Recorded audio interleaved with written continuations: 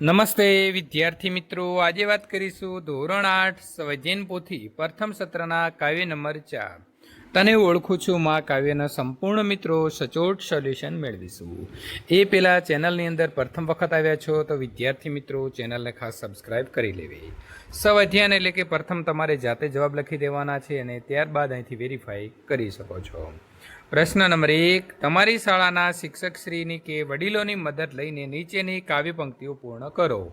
હતો હું સૂતો પારણે પુત્ર નાનો, રડું છેક તો રાખતો કોણ છાનો, મને દુઃખી દેખી દુઃખી કોણ થાતું, મહાહિતવાળી દયાળી જ માતું, સૂકામાં સુવાડે ભીની પોઢે પોતે, પીડા પામું પંડે તજે સ્વાદ તો તે, મને સુખ માટે કટું કોણ ખાતું, મહાહેતવાળી દયાળી જ માતું, લઈ છાતી સાથે બચી કોણ લેતું, તજી તાજું ખાજું મને કોણ દેતું। મીઠા મધુ ને મીઠા મેહુલા રેલો, એથી મીઠી તો મોરી માતરે, જનનીની જોડ સખી નહીં જડે રેલો, પ્રભુના એ પ્રેમતણી પૂતળી રેલો, જગથી જુદેરી એની જાતરે, જનનીની જોડ સખી નહીં જડે રેલો, અમીની ભરેલ એની આખડી રેલો, વાહલના ભરેલા એના વેણ રે, જનનીની જોડ સખી નહીં જડે રેલો, હાથ ગુંથેલ એના હીર ના રેલો, હૈયું હેમત કેરી હેલ રે, જનનીની જોડ સખી નહીં જડે રેલો। મા વિશેની કહેવત એટલે કે સૂક્તિ મેળવી અને તેનો અર્થ લખો। ગોળ વિના મોળો કંસાર, મા વિના સૂનો સંસાર। ગોળ વિના કંસાર મોળો લાગે છે, તેવી જ રીતે મા વિના સંસાર સૂનો એટલે કે સ્વાદ વગરનો લાગે છે। કહેવત, મા તે મા બીજા વગડાના વાહ, જગતમાં મા સમાન બીજું કોઈ નથી। કહેવત, પારકી મા જ કાન વિધે, લોહીનો સંબંધ ન હોય તેવી વ્યક્તિ જ કષ્ટદાયક કેળવણી આપી શકે। મોસાળમાં જમણને મા પીરસનાર તો સર્વ પ્રકારની અનુકૂળતા। પ્રશ્ન નંબર 3, નીચે આપેલી પરિસ્થિતિમાં તમે શું કરશો તે વિચારીને તમારા શબ્દોમાં લખો। તો પ્રવાસમાં તમે બીજા વિદ્યાર્થીઓથી વિખૂટા પડી ગયા છો, તો પ્રવાસમાં હું બીજા વિદ્યાર્થીઓથી વિખૂટો પડી જાઉં તો સૌ પ્રથમ તેમને શોધવાનો પ્રયત્ન કરીશ। મારી પાસે મોબાઈલ નંબર હશે તો શિક્ષકને ફોન કરી શોધવાનો પ્રયાસ કરીશ। તેઓ નહીં મળે તો અમારા પ્રવાસનું જે વાહન હશે ત્યાં પહોંચવાનો હું પ્રયત્ન કરીશ અને વાહને પહોંચી જઈશ। તમારા ઘરમાં વધુ વરસાદથી પાણી ભરાઈ જાય છે તો હું અને મારો પરિવારના સભ્યો પાણી બહાર કાઢવા પ્રયત્ન કરીશું। હું ડોલ, ટબલર કે અન્ય વાસણ વડે પાણી ખાલી કરવા પ્રયત્ન કરીશ। લાઇટની વ્યવસ્થા હોય તો મોટર વડે પાણી ખાલી કરવા પ્રયાસ કરીશ। તમારા ઘરેથી તમારો નાનો ભાઈ કશું કયા વિના બહાર ગયો છે અને મોડી સાંજ સુધી આવ્યો નથી, તો મોડી સાંજ સુધી ઘરે ન આવે તો હું સૌ પ્રથમ આડોશી પાડોશી અને તેના મિત્રોના ઘરે શોધીશ। ત્યારબાદ ઘરના મોટા વડીલોને જાણ કરીશ। જરૂર જણાય તો પોલીસની પણ મદદ લઈશ।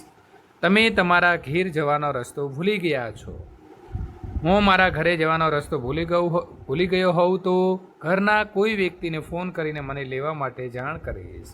મારા મિત્રોને જાણ કરીશ કે તેઓ મને મારા ઘરે મૂકી જાય। ગૂગલ મેપમાં લોકેશન હશે તો તેના વડે હું ઘરે પહોંચી જઈશ। પ્રશ્ન નંબર 4, મા શબ્દ માટે વપરાતા વિશેષણની યાદી બનાવો। જન્માત્રી, જનની, જનેતા, મૈયાબા, અંબા, આઈ, જનેત્રી, માતૃકા, અમ્મા। લીટી દોરેલા શબ્દની જગ્યાએ કૌંસમાંથી સમાનાર્થી શબ્દ શોધી વાક્ય ફરીથી લખો। તણખલા એકઠા કરીને સુગરી સરસ મજાનો માળો બાંધે છે, તો તરણા એકઠા કરીને સુગરી સરસ મજાનો માળો બાંધે છે। અહીં તણખલા એટલે તરણા। અગરબત્તીની સુવાસથી આખું મંદિર મહેકી ઉઠ્યું, તો સુવાસ એટલે સુગંધ। અગરબત્તીની સુગંધથી આખું મંદિર મહેકી ઉઠ્યું। ઉનાળામાં લૂથી ઘણા લોકો બીમાર પડે છે, તો ઉનાળામાં ગરમીથી ઘણા લોકો બીમાર પડે છે। તમારા નામમાં વપરાયેલા મૂળાક્ષરથી શરૂ થતા 10 શબ્દોની સૂચિ કરો, પછી તે શબ્દોનો ઉપયોગ કરી અર્થસભર એક ફકરો લખી શીર્ષક આપો। મહેલ, મંદિર, મેળો, માસ્ક, મોટરસાયકલ, માણસ, મહેરામણ, મીઠાઈ, મોહનથાળ અને માર્ગ। રાજપુર ગામમાં રાજાનો સુંદર મહેલ છે, તે મહેલની બાજુમાં સુંદર મંદિર આવેલું છે, તે મંદિરે દર પૂનમે મેળો ભરાય છે।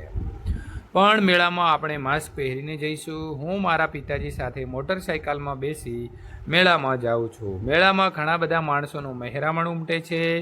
મેળામાં પ્રસાદી તરીકે મોહનથાળ મીઠાઈ મળે છે. મેળામાં જવાનો માર્ગ ખૂબ જ સારો છે. તો મિત્રો, તમામ પ્રકારના જે ઉપર શબ્દો હતા તેનો ઉપયોગ કરી લીધો. મા વિશે 10 વાક્ય લખો. સંતો કહે છે કે ભગવાન બધે પહોંચી ન શકતો હોવાથી માનું સર્જન કર્યું છે. જેમ ગોળ વિના કંસાર સૂનો લાગે તેમ માતા વિના સંસાર સૂનો લાગે છે. માતાને કરુણાની મૂર્તિ કહી છે. મા પોતાના બાળકો માટે હંમેશા તત્પર હોય છે. માતા બાળકોને સારા સંસ્કાર અને શિક્ષણ મળે તે માટે સતત ચિંતિત હોય છે. જનની અને જન્મભૂમિને સ્વર્ગથી પણ મહાન ગણવામાં આવ્યા છે. મારી માતા મને ખૂબ જ પ્રેમ કરે છે. મુશ્કેલીના સમયમાં મારી માતા મને સતત પ્રેરણા આપતી રહે છે. તેમની પ્રેરણાથી જ હું મારી સમસ્યાનો સામનો કરી અને સફળતા મેળવી શકું છું. પ્રશ્ન નંબર મિત્રો 8. તમારા શિક્ષકની મદદ લઈને માતાનો ગૌરવ કરતા કાવ્યો, વાર્તા, નવલકથા, નિબંધની યાદી તૈયાર કરો. કાવ્ય: જનની, તને ઓળખું છું માં, મીઠા મધુને મીઠા મેહુલા, વળાવી બા આવી, આંધળીમાંનો કાકા. નવલકથા: માતૃહૃદય, બાનો વાડો, ભીખુ. માતૃપ્રેમ નિબંધ. વિદ્યાર્થી મિત્રો, અહીં સોલ્યુશન પૂર્ણ થાય છે.